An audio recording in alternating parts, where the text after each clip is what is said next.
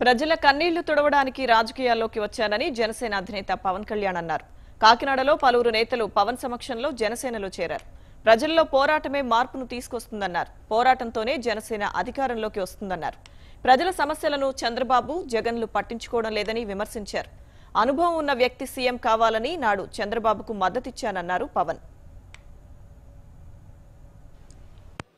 ఉన్న జగన్మోహన్ రెడ్డి గారు తెలంగాణలో కానీ ఇంత దోపిడీ జరుగుతుంటే ఆంధ్రప్రదేశ్లో అవినీతిమయమైపోతున్నప్పుడు అసెంబ్లీని వదిలేసి చట్టసభల్లో ఉండాల్సిన ప్రతిపక్ష నేత, సమస్యల్ని నిలదీయాల్సిన ప్రతిపక్ష నేత, జరుగుతున్న అన్యాయాన్ని నిలదీయాల్సిన ప్రతిపక్ష నేత రోడ్ల మీద ఉంటే ప్రజలకు ఎక్కడికి సహాయం పడతారు, ఎక్కడికి ఉపయోగపడుతుంది ఆయన సేవలు ప్రతిపక్ష నాయకుడిగా?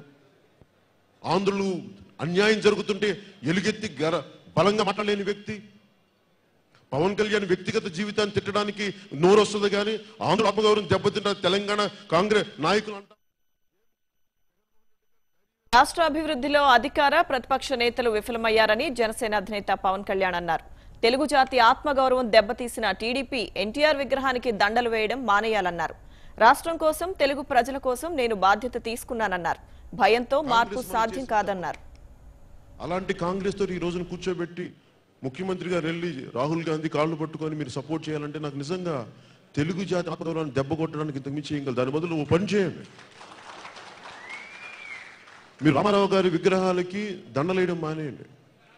రామారావు గారి విగ్రహానికి ఆయన ముసుగేసి కప్పేసేయండి. ఎందుకంటే మీ తెలుగు జాతి ఆత్మగౌరవాన్ని దెబ్బతీసిన వ్యక్తులు మీకు ఆయన మాటని ఎత్తే హక్కు మీకు లేదు.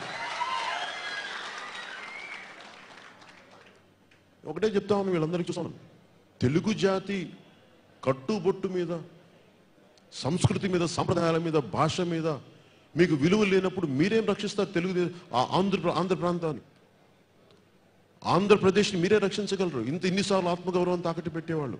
మీరు ఒకటే ఊహించండి, ఇన్ని మాటలు మార్చే వ్యక్తి కొడుక్కి ఏం లెగసీ ఇస్తాడు?